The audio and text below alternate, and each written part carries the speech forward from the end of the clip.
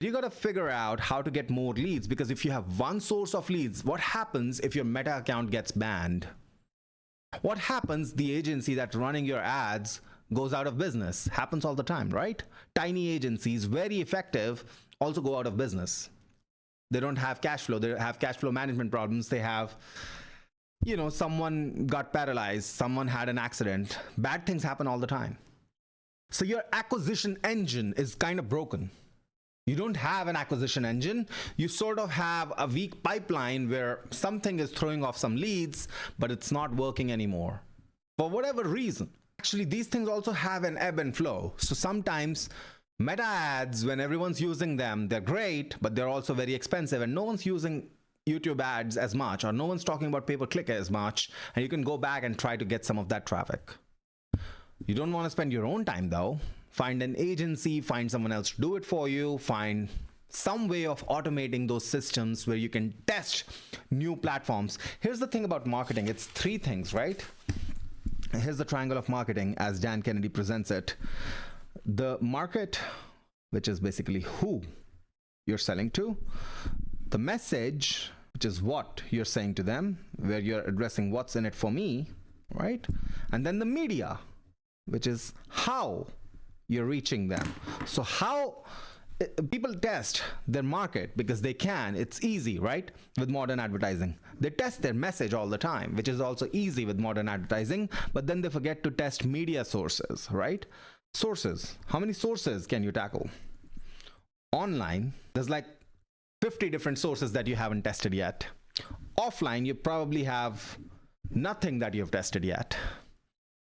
So you have everything from direct mail to magazines to all sorts of things, right? Billboards. We also want to talk about, and this is something I wanted to talk about in a previous stream, but I could not due to a lack of time.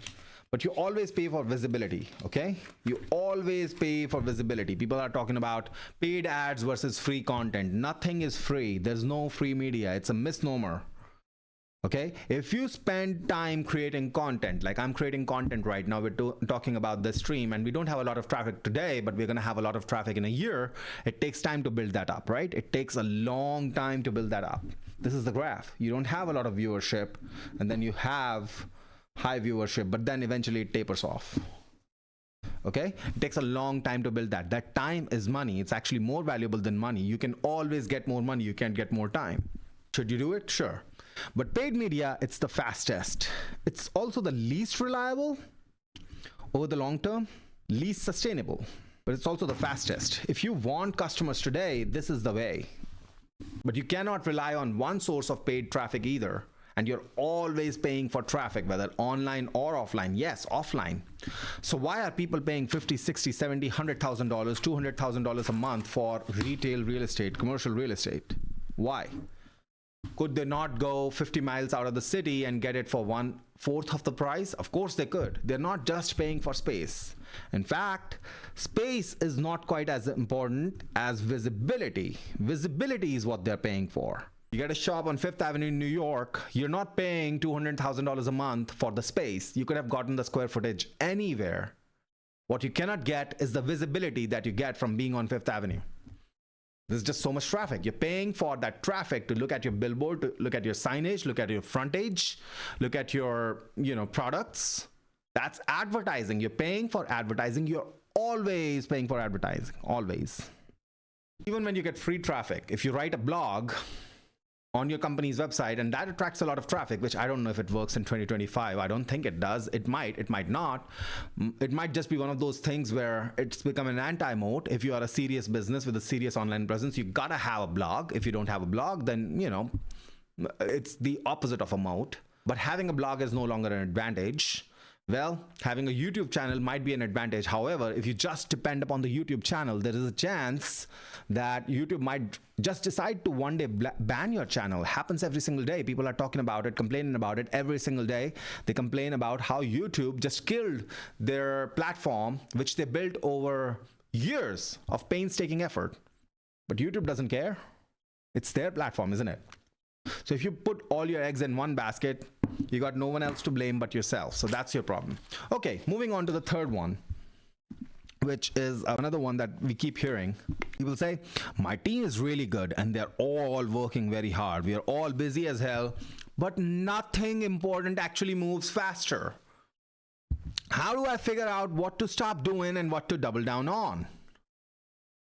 Well, we already kind of sort of talked about it, right? But there are really, I'm going to say it again, if you're doing a lot of work but not moving the needle, you really need to figure out two things. The obstacle, because that is the way. And when I say obstacle is the way, it's the thing that is making you mentally uncomfortable. The source of discomfort, the thing that you want to avoid. I would like to avoid this for now. The other way of testing this, or the other litmus test, or the right hand thumb rule here, is if you're saying, tackle it when I'm ready, I'll tackle it when I'm ready. If you're saying that, that's the thing. That's the thing that you need to tackle right now. That's potentially the thing that's bottlenecking you right now. If you're waiting for the perfect conditions to align before you tackle something, that's the thing that is holding you back.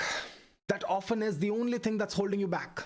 The second thing is, obviously, time. Just look at your time logs. What are you spending most of your time on?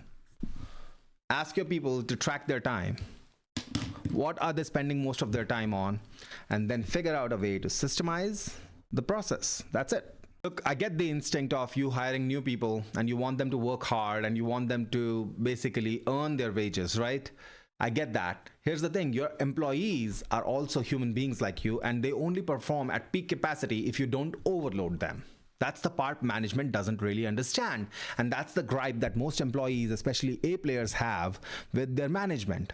You're often going to find B players or C players, they actually stay overtime. They like the overtime. They like making more money, and that's their life. They can work 12 hours a day. They're hard workers. But the A players always want autonomy. They want autonomy. They want learning, and most of all, they want growth. They also want money, but they also want autonomy, learning, and growth. How do you give them autonomy, learning, and growth? By letting them have a creative and free mind.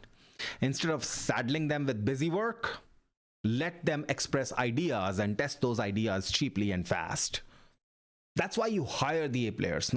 You want exponential growth. You don't want tiny little, get this yard cleaned kind of thing. Imagine hiring an A player for $300,000 a year and then getting them to sit on the reception for you. I saw that with a customer, with a potential prospect who never became a client. I was just astounded. They had this A player, really good hiring process, a very intelligent dude, very smart, very presentable, had a ton of great ideas. I spoke to him for like 20 minutes and I was astounded by the ideas he was bringing to the table.